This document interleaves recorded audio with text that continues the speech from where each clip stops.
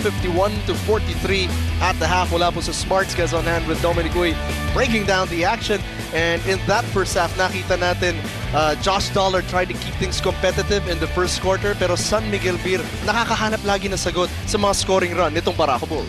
Well, that first few minutes, it was all San Miguel Beer. Na zero nga itong Barako Bull. What a fantastic first quarter para dito sa San Miguel Beermen, led by Chris Ross. Chris Ross had 5 assists in the first quarter alone. Not really able to score in that first quarter, pero ang ganda ng kanyang leadership, ang ganda ng ikot ng bola nitong San Miguel Beermen. Balanced scoring in that first quarter. At dahil dun sa balanced scoring na yun, it opened up opportunities para dito kay Kevin Jones to do his thing. Josh Dollar, though, with that spectacular buzzer beater at the end of the first quarter para sa Barako Bull. 29-19 at the end of that first quarter. Josh Dollar, 12 points. Kevin Jones naman 7 points lang. It was a 3-point shooting of the San Miguel Beermen in that first quarter that really extended that lead. Also, we talked about them moving that basketball. 9 assists for the San Miguel Beermen. And we also talked about the second chance points, yung offensive rebounds itong San Miguel Beermen, getting 10 points of those offensive rebounds. But in the second quarter, nakita naman natin both teams really ratcheting up the pace. Para dito sa Barako Bull Energy Cola, it was more of the young guns. Ito sina Jeric Fortuna, kung hindi man umi-score, dishing out assists for the likes of Rick Benicio. Jeric Fortuna started that first quarter, he had 6 points, pero tinuloy niya nung second quarter. You have to remember, nung second quarter na injured itong si Josh Dollard. And they were still able to keep in step with the San Miguel Beermen, largely because of Jeric Fortuna. Ang ganda ng kanyang pinakita. He has 5 assists in total, really providing quality minutes para dito sa Barako Bull. And in that second quarter, he scored 8 points, 2 out of 3, 2 from that 3-point area. And yung turnovers nitong San Miguel Beermen, if you remember the first few minutes, ang daming tinapon na bola nitong San Miguel Beer. That's when Barako Bull made more of a run. They got 10 fast break points off those turnovers. Para dito sa ating second half, Dom, what would you like to see from both teams? Josh Dollard walking out on the floor. Unahin natin yung Barako Bull. Well, if you look at Barako Bull, they need to be able to compete a little bit more. They had made their run, but they are still allowing San Miguel Beer getting easy shots. Nakakaliya pa rin itong San Miguel Beer. Nandun na sila pero hindi mo pwedeng pabayaan itong San Miguel Beer because once they're able to get the scoring going, you have to pressure them a little bit more. Pahirapan mo sila. Ito namang San Miguel Beer, you know, you can't turn the ball over that much in one quarter. 9 turnovers in one quarter is just too much. If you want to be able to blow out teams, you need to be able to control those turnovers. Let's get an update from courtside with Apple David. Attack mode palagi. Yan ang instruction ni Coach Bong Ramon sa players niya. He wants them to be more aggressive going to the basket. Sa kabilang banda naman, Coach B-Boy wants his players to get the loose balls and alagaan din ang bola and don't let the Barako out-hustle you. Balik sa inyo. Maraming salamat, Apple. Key reminders for the players coming into the second half. Dito sa third quarter, usually make or break point din yan para din sa Barako Bull.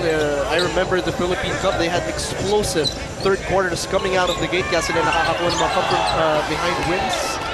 Let's see what they can convert here. Fortunately, may turnover. Jones on the fast break. You know, a matter of perspective again that we've talked about. Itong si Josh Dollard, ang kagandahan or baka maging kagandahan nang na-injure siya. Napahinga siya ng medyo matagal. So he's actually fresh starting here in the third quarter. Dollard contra Kevin Jones. Fades away from the baseline. That's good. Pretty play for Josh Dollard. That play of Josh Dollard just sizing up his defense. Tinitingnan niya saan ba siya makakapuntos, saan siya kailangan pumunta para makuha ang dalawang puntos na yon. 54-45 ang ating score. San Miguel Beer in the driver's seat. Fajardo. Tigpamawala yung bola sa kanya. Fajardo backing down against Benicio. Nilabas kay Chris Ross for 3. Short. Intal the rebound. Denok Miranda. Ginamit yung screen ni Mick Benicio. Denok. Binigay kay Intal. Swings it over to Dollard. Dancing with the defense. Josh. Binigay kay Ronjay Buenafe. He's been quiet in the first half and finally making noise with a 3-point shot. Brought to you by PLDT Home T-Evolution. Turns your ordinary TV to an internet TV.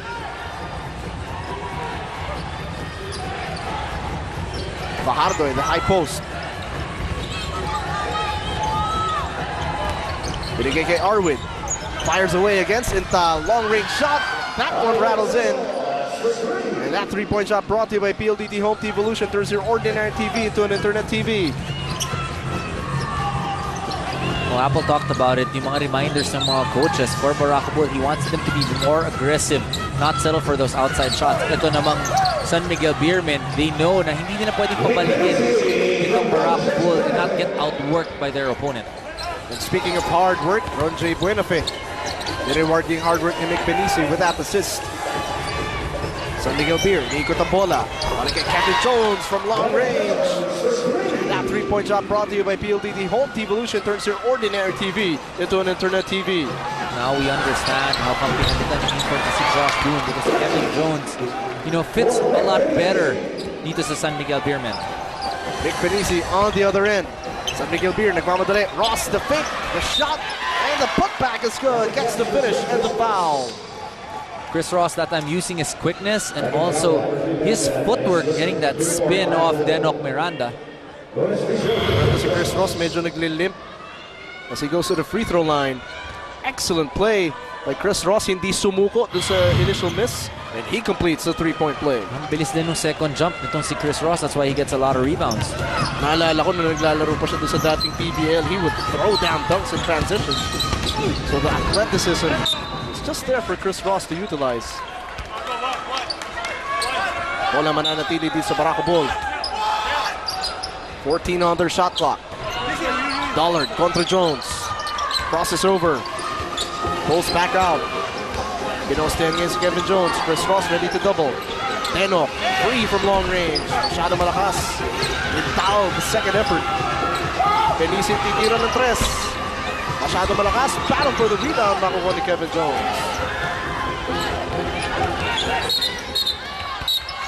And there is a foul away from the ball. Things getting testy. Sa pagitan nito si Junmar Fajardo and Mick Penisi. It's always tough to go around Mick Penisi. You know, over 60, kapag pinostehan mo si Mick Penisi, he's gonna make you earn it. Ross setting the table para sa San Miguel Beer. Lobs it inside. Fajardo contra Penisi. Puts it up and in. Junmar Fajardo keeping his focus, understanding that all he wants is the 2 points. Ngayon dito sa third quarter, ito San Miguel Beer, pumupunta na kay Junmar Fajardo. Kanina naman pupunta, Barako Bull. Chris Ross gets the steal. Lassiter, binigay kay Jones. Fajardo throws it down on the break. Junmar Fajardo punishing the rim in transition, 67-53. And Fajardo has woken up in the third quarter. Nakakuha ng seal, nakakuha ng inside bucket kontra kay Mick Penisi. And Fajardo showing that he is feeling better, running in transition and throwing it down. Ang buong pwersa ng San Miguel Beermen, they are up 67-53 as we look at this Mariwasa quality play. Junmar Fajardo going up high and down hard. Hatid sa inyo ng Mariwasa Tiles, looking for quality tiles. Trust only Mariwasa, uncompromising quality. James, kung maalala mo, we mentioned that the import that they were looking for was somebody who could complement Junmar Fajardo and the other players. And in that play, Kevin Jones, unselfish, giving it to Junmar Fajardo, rewarding his big man for running down the floor. Lassiter breaking ankles and breaking hearts with that drive. Tuloy-tuloy ang pagragasa ng opensa ng San Miguel Beer. They are up 69-53. Wilson, binigay kay Buenafe, popping off the screen and knocking down the long-range J. That three-point shot brought to you by PLDT Home TV Evolution turns your ordinary TV into an internet TV. Good example of being patient on the offense, setting up the right guy at the right spot. Jones, nasa poste, faces up against Josh Dollard. Binigay kay Ross. Chris taking it closer. Not blocked on the initial shot. 3 left to shoot. Binigay kay Jones from the corner. And Santos gets the offensive rebound. Fresh 24 para San Miguel Beer.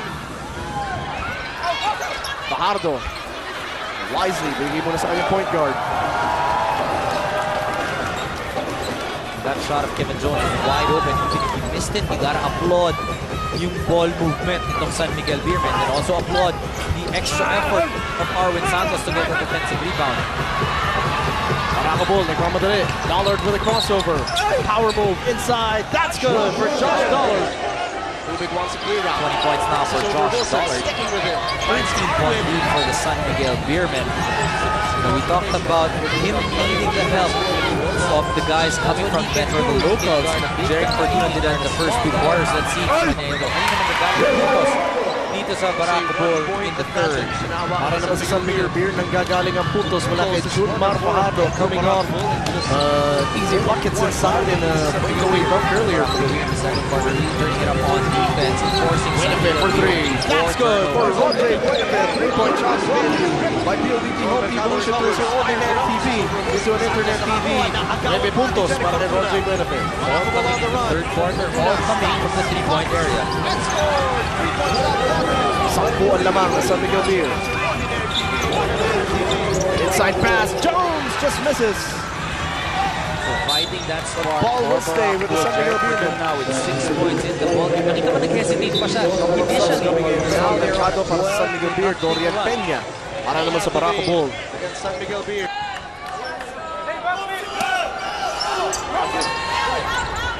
Jones, binigay kay Sol. Bagong pasok, sets up Lassiter. A lot of time left sa kanilang shot clock. Lassiter has a smaller Fortuna in the post. Fades away. And Dollard the rebound. Box out mula kay Dorian Peña. Dollard takes it closer. Drives against 2 defenders. Goes off the glass. Couldn't convert, but he will go to the line. If you look at the 5 on the floor, the San Miguel Beermen, the starting 5, visibly ang nawala doon. Itong si Chris Lutz. But that's what happens when Arwin Santos slides down to the 3 spot and then he's able to get those offensive rebounds. And then Marshall Laster is playing well. Mabawasan talaga ng minuto itong si Chris Lutz. But once things don't work out as well for them, asahan mo itong si Chris Lutz dadami din ng minuto. Let's go to courtside with Apple DeVid. Pride, pride, pride. Yan ang paulit-ulit na sinasabi nitong ni Josh Dollard sa huddle nila kanina sa Barako. He keeps on encouraging and cheering his teammates to exert more effort and show more intensity inside the court. Balik sa inyo, James. Maraming salamat, Apple DeVid. And pride is going to be a strong weapon kung matatat nga itong Barako Bull Energy Cola. You know, accompanied by pride, competing yan eh. What basically he's saying is we need to compete. Hindi tayo pwedeng mapag-iwanan itong San Miguel Beermen. But if Marshall Lassiter continues to hit 3-point shots, brought to you by PLDT Home Evolution, there's your ordinary TV into an internet TV. Napakirap pigilan na San Miguel Beer. Why it's so difficult to stop San Miguel now is because of the movement of the basketball. Peña kontra Kramer. Spins away from the defense at nakakuha ng foul. And I've been harping on the movement of the basketball ng San Miguel Beermen. That's because they are the #1 team in terms of assists. They average 24 assists per ball game. Incredible numbers para dito sa San Miguel Beer. At ito mga kakampi, may bagong pakain. Ang ulalam para sa PBA Tropa fans of the day. Bagong ulalam Tropa Pack. Busol na busol, banganin 49 pesos lang. Available in sisig na astig, bistik na wala stick at giniling mo baby flavors. Masarap, malaman, ka-invenient. Ulalam Tropa Pack, di lang basta ulam. Ulalam. 74-64, still a 10-point advantage para sa San Miguel Beer. And a foul away from the ball.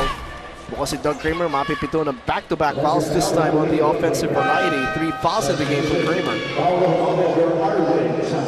And Coach B-Boy Ravanes, patuloy yung pagbalasa ng kanyang mga players on the floor. Sending a follow back. Trying to maximize his bench. Ubalde, hinahabol si Jeric Fortuna. Dollard. Here we go one-on-one. Pulls up for 3. That's good from way outside. 3-point shot brought to you by PLDT Home Evolution. Turns your ordinary TV into an internet TV.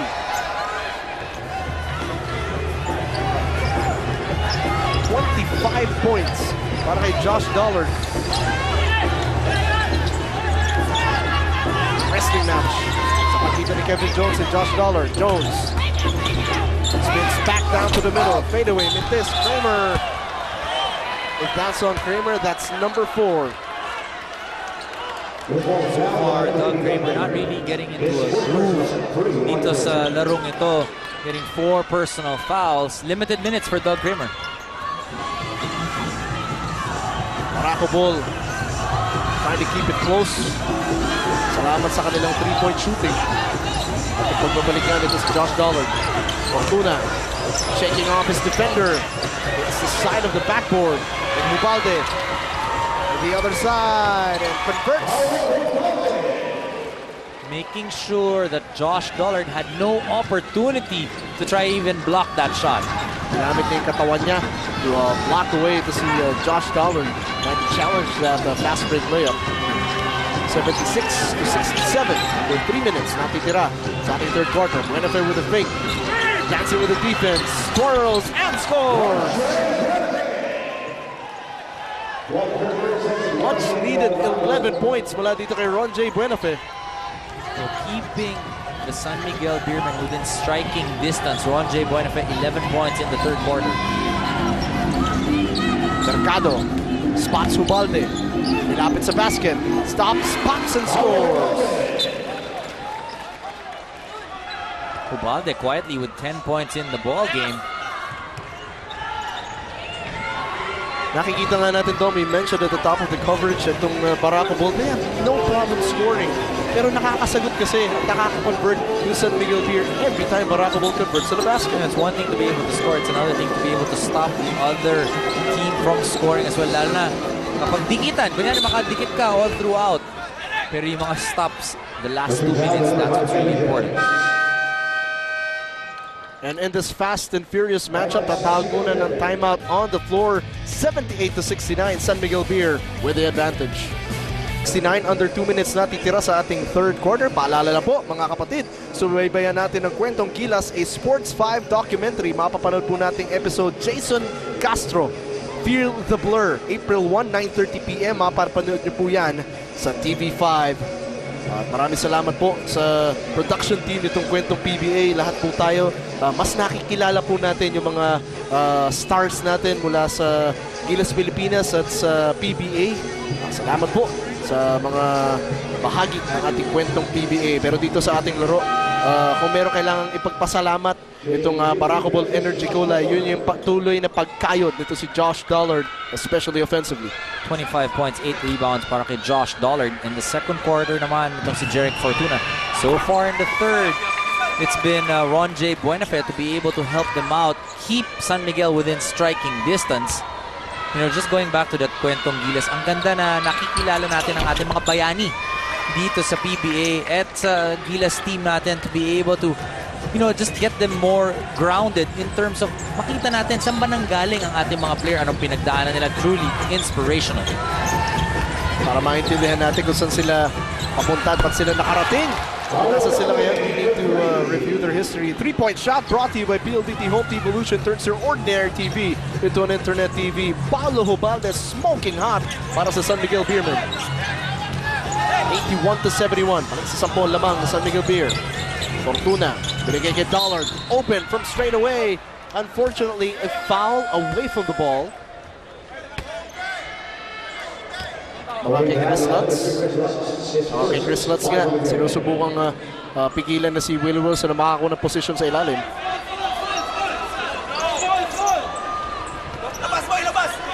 Wilson the inbounder para sa Barako Bull.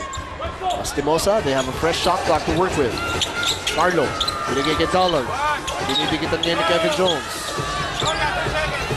Jab steps his way towards the rim. Makes it up strong. Gets the finish and the foul.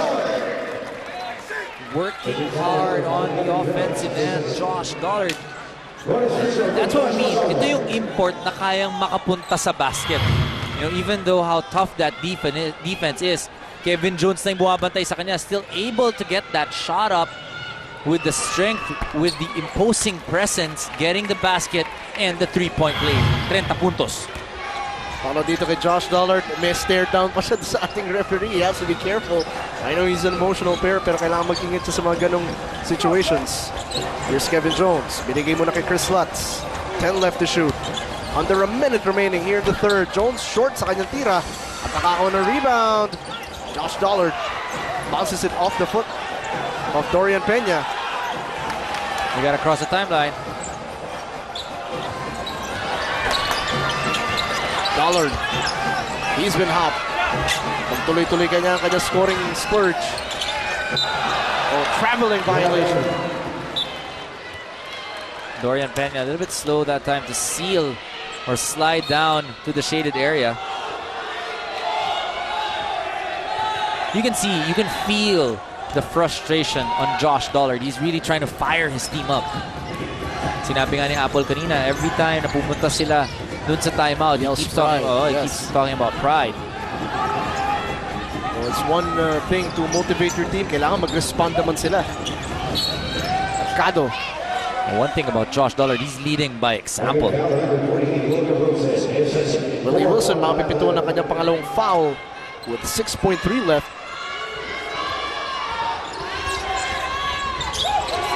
Soul Train fires a three. Short on the shot, no foul. Whistled on the contact at magtatapos ang ating third quarter. 81-74 ang ating score. Junmar Fajardo nagbabalik talaga ang pangis dito sa ating laro already with 11.7 rebounds, 4 of 5 shooting for Junmar Fajardo. Iba't ibang paraan yung kanyang ginamit. Pinaka-spectacular ang kanyang dakdak. Magpatuloy kaya ang pagragasa ng San Miguel Beermen kontra Barako Bull. Magkakaalaman tayo in the payoff period. Back in a moment.